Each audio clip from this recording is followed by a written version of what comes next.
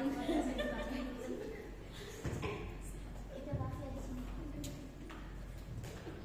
nama Tuhan, Shalom, Ibu-ibu semuanya. Puji Tuhan, pada sore hari ini kita dapat berkumpul di tempat ini beribadah untuk BBI kita.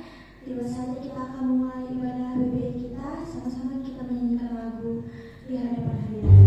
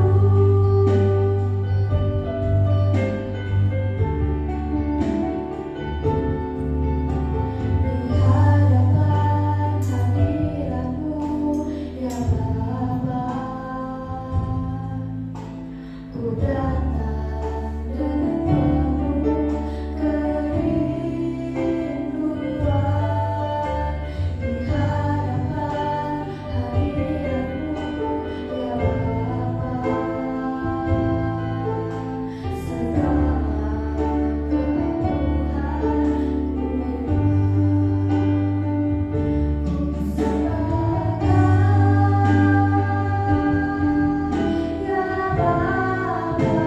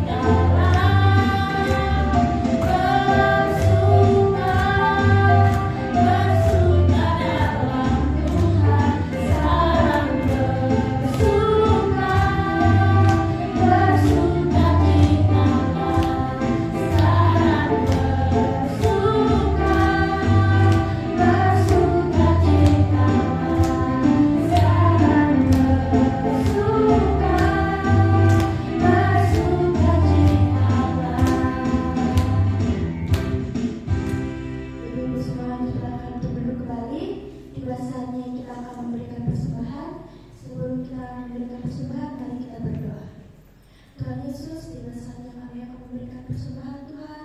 Dalam persembahan ini Bapa menjadi seperti pengharum di hadapan-Mu Tuhan. Dan terima kasih Bapa, haleluya, amin. Sembari kantong persembahan diadakan, kita sama-sama menyanyi.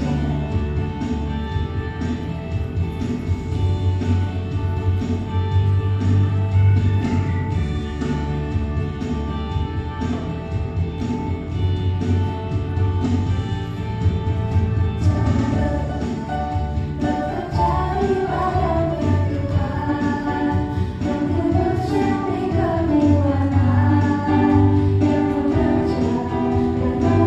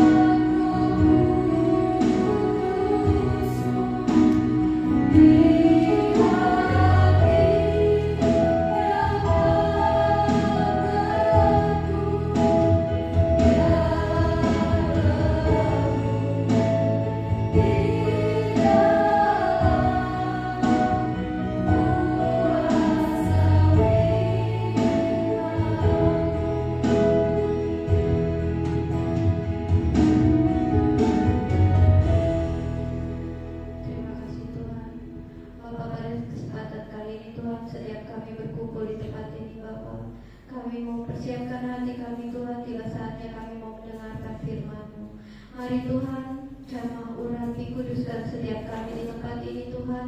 Untuk hati kami dipersiapkan Bapa mendengarkan kebenaran firman-Mu untuk kami semua pada kesempatan sore hari ini.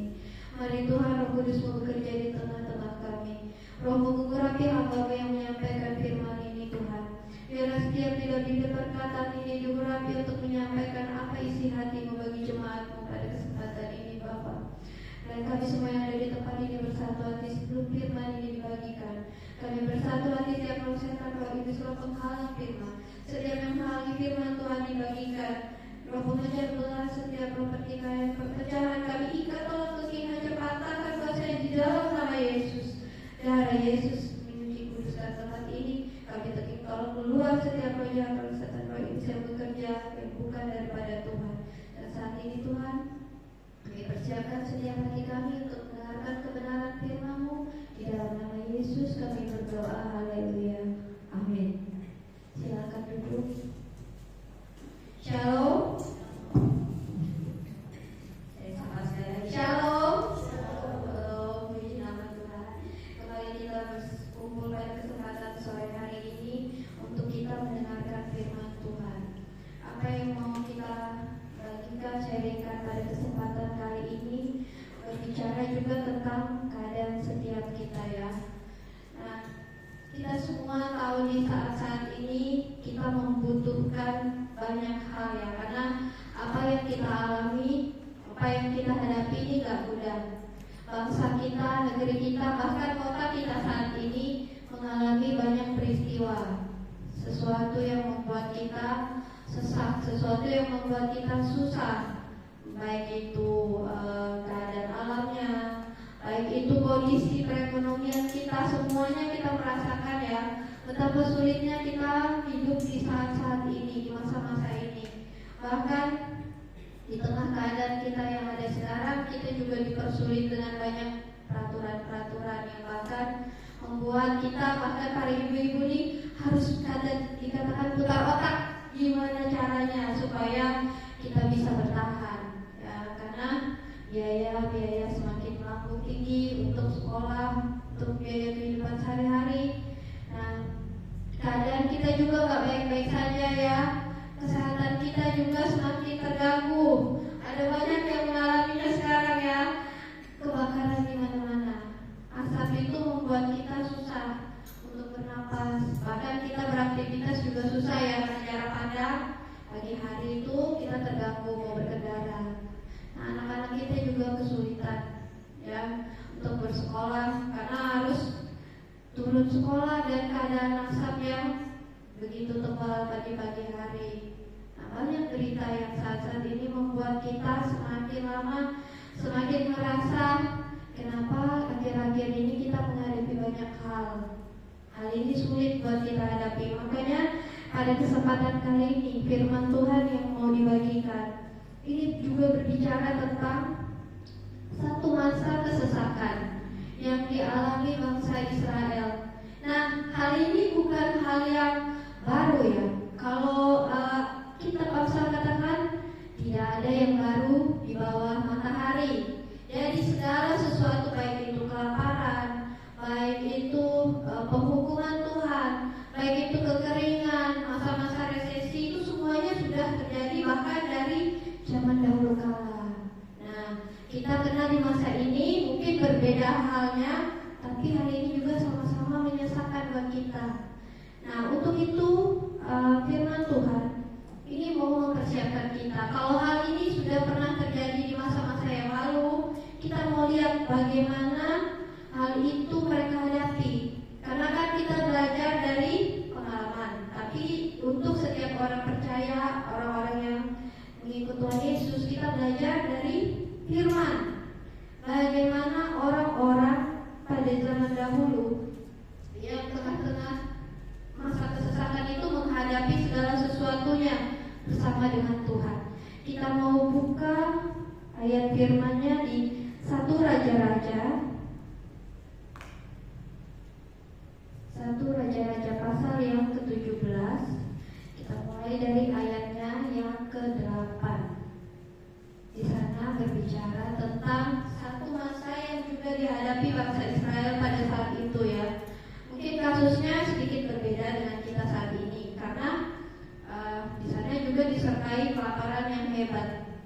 Tapi ini juga berbicara tentang satu masa kekeringan yang dialami bangsa ini, sama seperti kita sekarang ya, tidak ada hujan. Nah, hal ini dikatakan membuat satu bangsa itu kekeringan.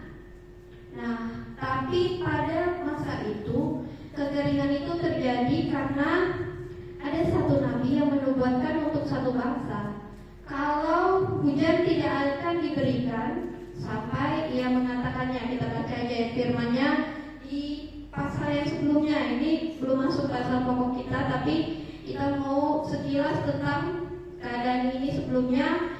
Ketika Elia di tepi sungai Kerit, 1 Raja-Raja 17 ayat yang pertama. Saya bacakan nanti kita semua. Lalu berkatalah Elia, orang Tisbe dari Tisbe Gilead, kepada Ahab. Ahab adalah pimpinan satu negeri, ya, dia adalah rajanya. Demi Tuhan yang hidup, Allah Israel yang kulayani, sesungguhnya tidak akan ada embun atau hujan pada tahun-tahun ini, kecuali kalau kukatakan. Nah, di ayat ini Elia mengatakan kepada pemimpin bangsa. Nah, dia seorang nabi yang dipilih Tuhan untuk menyampaikan satu nubuatan kepada bangsa Israel, bahwa bangsa itu tidak akan mengalami hujan. Kalau Elia tidak mengatakannya, hal ini terjadi karena bangsa ini, yaitu pemimpinnya Ahab dan istrinya Isabel, mereka menyembah berhala. Nah, jadi Tuhan menjatuhkan hukuman kepada bangsa ini berupa kekeringan, tidak ada hujan, karena pemimpin bangsanya mengajak satu bangsa ini untuk menyembah berhala. Nah, Tuhan tidak suka dengan hal itu. Jadi hukuman itu diberikan kepada satu negeri karena pemimpinnya menyembah berhala. Nah, dalam posisi ini Elia menjadi satu nabi yang dipilih Tuhan untuk menyampaikan nubuatan kepada bangsa Israel pada saat itu. Nah, keadaan ini kemudian terus berlanjut. Tetapi Tuhan memelihara Nabi Elia dengan Tuhan menyuruh dia pertama-tama ke tepi sungai Kerit. Kalau kita baca kisah selanjutnya, Elia dituntun Tuhan untuk ke tepi sungai Kerit, dipeliharanya di sana dengan dikasih makan oleh burung-burung gagak, ya, hal yang bisa dikatakan supranatural. Nah, kalau kita belajar yang seperti ini, kita tidak tahu bagaimana prosesnya burung gagak kasih makan. Tapi kita kembali ke proses yang naturalnya berikutnya. Ketika selanjutnya Nabi Elia dituntut Tuhan lagi untuk dipelihara di salah satu kota, ya. Elia diberikan firman Tuhan untuk pergi kepada seorang janda di daerah Sarfat. Nah, dikatakan mulai dari kita baca mulai dari ayatnya yang ke-8 dari pasal 17 tadi, Elia dan janda di Sarfat. Maka datanglah firman Tuhan kepada Elia, bersiaplah pergi ke Sarfat yang termasuk wilayah Sidon, dan diamlah di sana. Ketahuilah, aku akan memerintahkan seorang janda untuk memberi engkau makan. Nah, dalam keadaan ini Elia disuruh untuk mendatangi seorang perempuan yang kebetulan dia adalah posisinya seorang janda, untuk dipelihara, untuk diberi makan. Nah, kalau misalnya kita dalam posisi seperti Elia, bagaimana? Apakah kita akan taat kalau kita disuruh ke satu wilayah, datang, dikasih makan, dipelihara oleh seorang yang bahkan tidak punya pasangan hidup? Tapi Tuhan punya banyak cara untuk memelihara umatnya, khususnya Elia. Spesifik dikatakan harus pergi ke satu tempat, datang ke seorang janda untuk dipelihara makan dan kebutuhannya.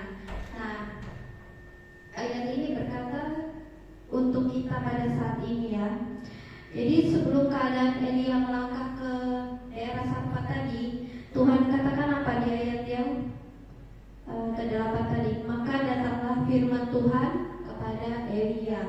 Jadi sebelum dia melangkah, Elia diberitakan firman lebih dahulu. Jadi firman Tuhan itu datang, baru Elia melangkah. Jadi hal ini murni semata-mata perintah Tuhan. Jadi bukan keinginan hati Elia untuk pergi ke daerah itu. Nah, tapi Tuhan katakan pergi, Elia taat. Nah, hal ini juga berbicara bahwa seseorang yang dipelihara oleh Tuhan itu akan dituntun oleh firman. Nah, jadi kalau kita dipelihara Tuhan, khususnya dalam masa-masa hidup kita yang sulit, kita dipelihara bukan dengan harta yang mewah berlimpah ya, tapi kita dipelihara oleh firman. Firman itu yang menuntun kita pada awalnya supaya kita bisa melangkah. Sama seperti Elia di pasal ini, dikatakan dia sebelum pergi ke daerah Sarfat, Tuhan pertama-tama kasih dia firman. Nah, barulah setelah firman Tuhan itu diberikan, Elia taat pergi ke daerah Sarfat. Nah, kemudian di ayat selanjutnya dikatakan sesudah itu ia bersiap lalu pergi ke Sarfat. Setelah ia sampai ke pintu gerbang kota itu, tampaklah di sana seorang janda sedang mengumpulkan kayu api. Ia berseru kepada perempuan itu, katanya, "Cobalah ambil bagiku sedikit air dalam kendi supaya aku minum." Nah, jadi pada keadaan ini Elia sudah taat akan firman Tuhan. Nah, di sana, di satu tempat yang berbeda, Tuhan sudah persiapkan seseorang untuk memelihara hidupnya. Jadi jauh sebelum Elia melangkah, Tuhan sudah siapkan segala sesuatunya. Yang akan memberi dia makan, seseorang yang akan pelihara dia, Tuhan sudah persiapkan. Nah, jadi dari sisi Elia, dia hanya perlu taat pada firman Tuhan. Nah, di sisi sebelahnya lagi ada seorang janda. Yang kalau dikatakan janda kan pasti orang yang posisi hidupnya yang kesulitan. Mungkin ada yang mapan, tapi tetap aja di dalam posisi yang dia tidak punya pasangan hidup. Nah, kalau dibebankan untuk memberi makan atau memelihara orang lain selain keluarganya, itu mungkin sulit. Jangankan yang menjadi single parent atau orang tua tunggal ya. Orang yang punya pasangan pun kadang kesulitan untuk memelihara orang lain di masa kesesakan. Apalagi seseorang yang tidak punya tulang punggung, harus kasih makan orang lain, itu dibutuhkan satu kerelaan di dalam hatinya ya. Kalau nggak rela mungkin Elia akan kelaparan di daerah itu ya. Nah, tapi salah seorang yang dipersiapkan Tuhan di Sarfat ini, yang memiliki kerelaan untuk nantinya memelihara seorang nabi Tuhan, memberi makan. Tapi jauh sebelum itu ya, kita lihat di pasal berikutnya. Ketika perempuan itu pergi mengambilnya, ia berseru lagi, maksudnya Elia setelah dikasih minum. Jadi dia berseru lagi sama perempuan ini, "Cobalah ambil juga bagiku sepotong roti." Perempuan itu menjawab, "Demi Tuhan Allahmu yang hidup, sesungguhnya tidak ada roti padaku sedikit pun, kecuali segenggam tepung di dalam tempayan dan sedikit minyak dalam buli-buli. Dan sekarang aku sedang mengumpulkan 2-3 potong kayu api. Kemudian aku mau pulang mengolahnya bagiku dan bagi anakku. Dan setelah kami memakannya, maka kami akan mati." Nah, kalau kita lihat pernyataan perempuan ini ya, sebenarnya dia tidak menolak langsung, tapi dia katakan kepada hamba Tuhan ini bahwa dia memiliki banyak kekurangan, keterbatasan. Apa yang dia miliki saat itu hanya cukup untuk dirinya dan anaknya. Bagaimana mungkin dia mau kasih makan Elia pada saat itu ya? Dia bilang roti nggak ada, tapi cuma ada bahan-bahan pembuatnya. Nah, pada waktu itu kan kita bisa dari sisi kita bisa memahami apa yang perempuan ini alami, apa yang dihadapi ini nggak mudah. Bagaimana dia bisa berbagi sementara dia sendiri kekurangan. Nah, tetapi Elia itu meminta kepada janda itu bukan hal yang janda itu tidak punya. Nah, kalau dikatakan ya, kalau firman ini katakan misalnya janda itu tidak punya apa-apa sehingga dia harus pinjam ke tetangganya untuk melayani Elia. Nah, itu berarti dia tidak punya apapun sehingga dia harus pinjam baru dia kasih Elia. Tapi dia punya, tapi sisa-sisa terakhir yang bahkan kalau untuk dia sendiri aja pas-pasan, apalagi mau berbagi.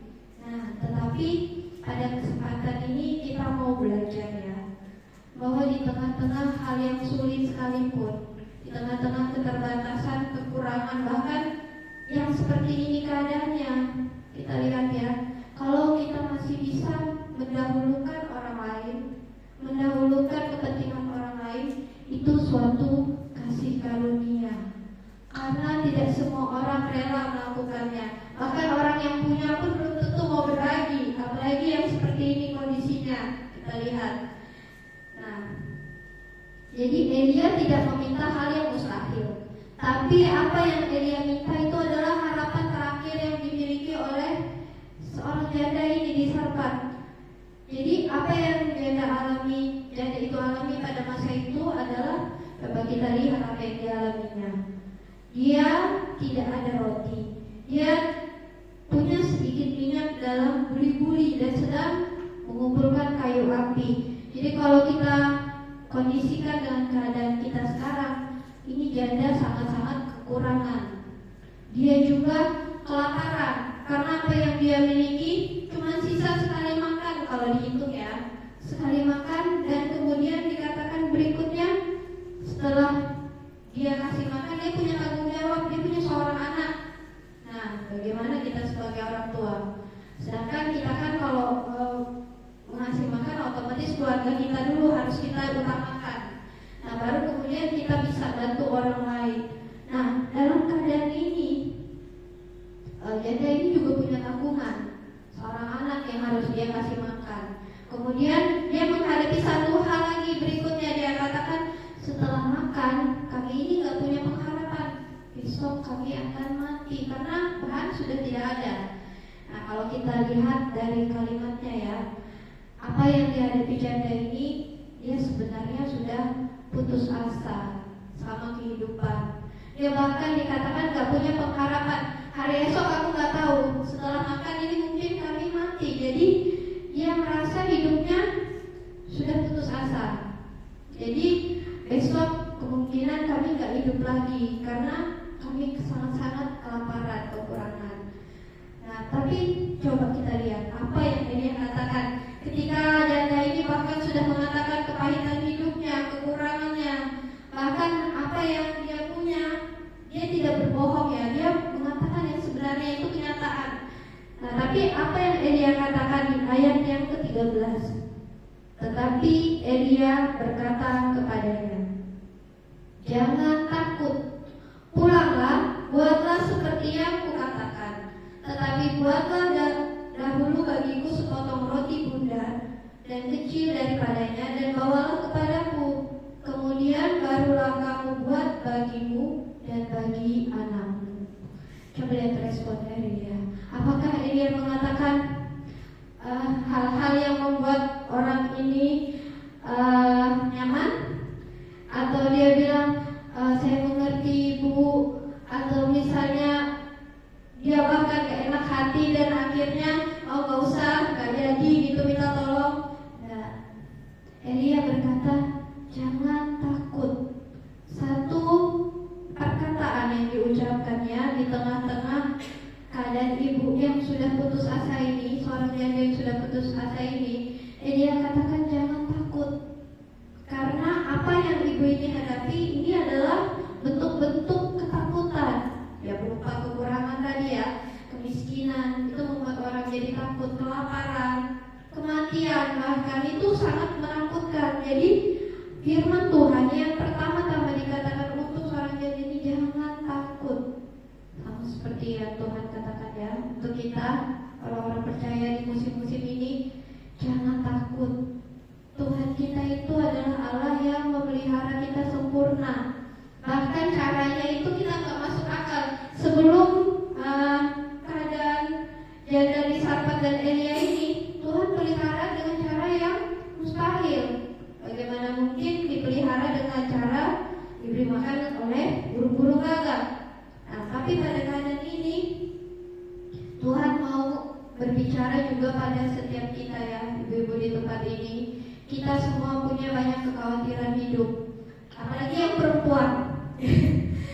laki-laki pusing, perempuan juga pusing, lebih pusing lagi karena ketika harga-harga itu sudah semakin melonjak, kita pun jadi sulit ya untuk mengelola apa yang ada di tangan kita.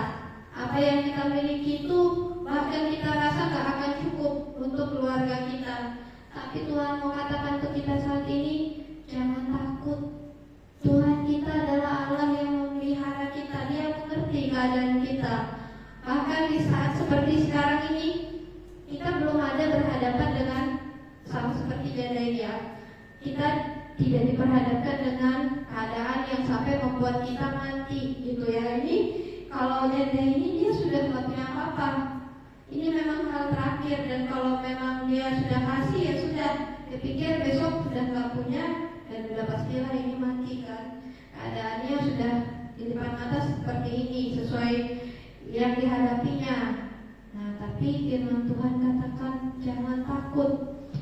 Nah, kemudian Elia juga meminta setelah jangan takut itu, Elia meminta sebelum kasih makan anaknya dan dia harus membuat satu roti untuk diberikan kepada Elia. Nah, setelah kata jangan takut tadi, Tuhan mau berkata kepada janda itu bahwa Allah itu sumber pemelihara kehidupan. Dia yang pegang kendali, bahkan di tengah-tengah keadaan yang mustahil, ketika firman Tuhan katakan jangan takut. Nah, hal itu membuat janda ini ada sedikit pengharapan, sama seperti kita ya. Kalau keadaan kita sekarang gak baik-baik saja, kalau Tuhan berkata jangan takut, itu yang kita pegang. Kita mau tetap percaya bahwa Tuhan kita itu sanggup pelihara hidup kita dan Dia pegang kendali.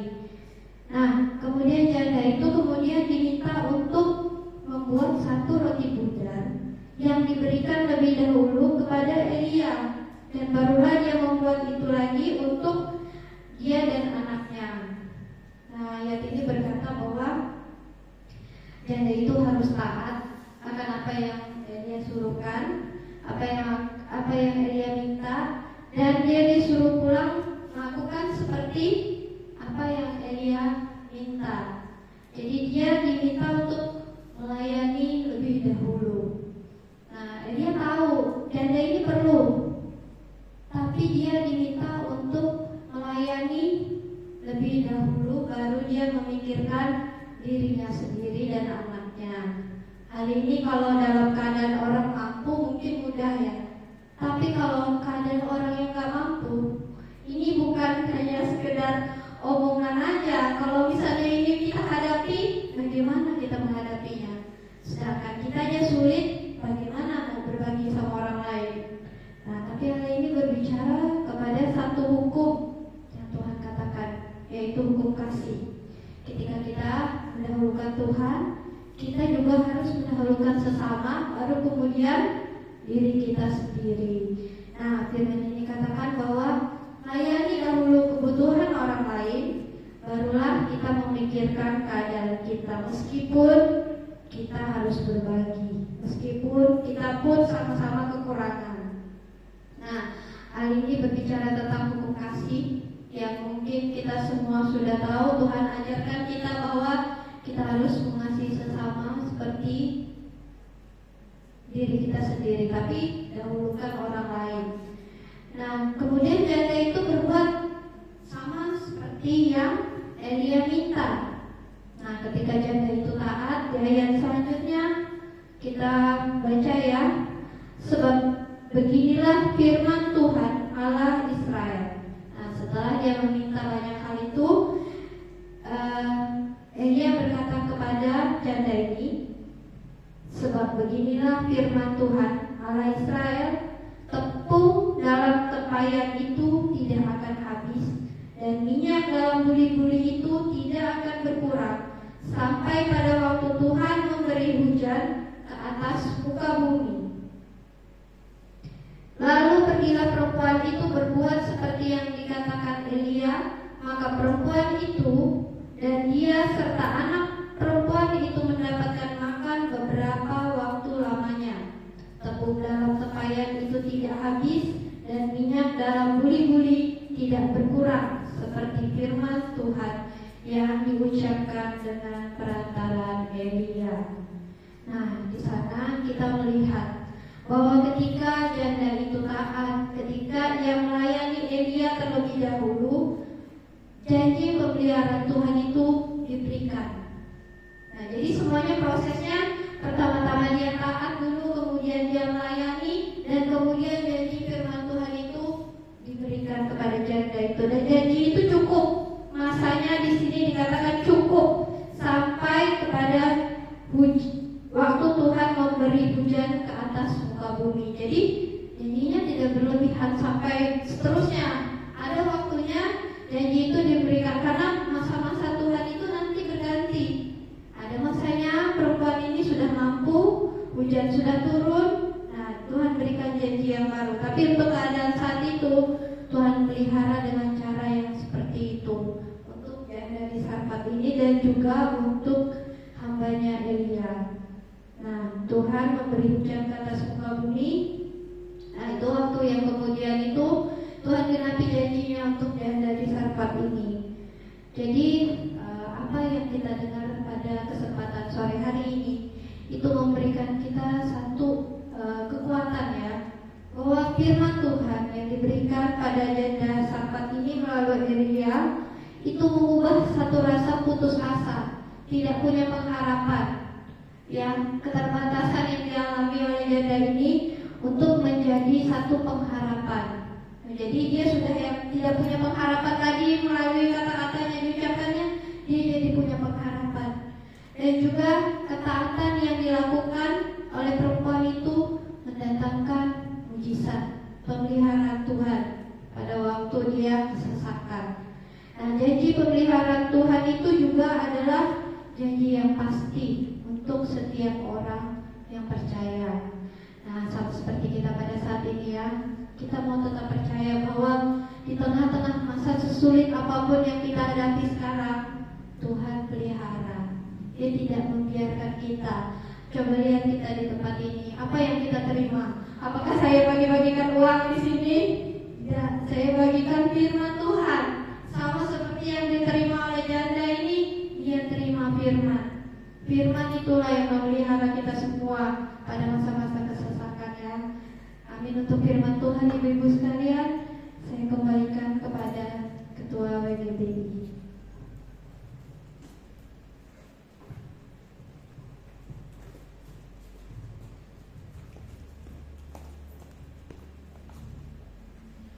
Tuhan, firman yang sangat menguatkan bagi kita semua pada sore hari ini. Kembali kita berkepala untuk menghadap kepada Tuhan untuk ibadah kita pada sore hari ini.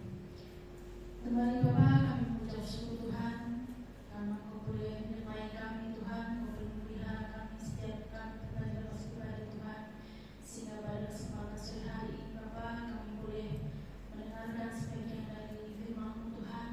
Biarlah firman yang kami terima pada sore hari ini Bapa boleh menjadi kekuatan dalam kehidupan kami Tuhan, dan boleh kami lakukan dalam kehidupan kami Tuhan.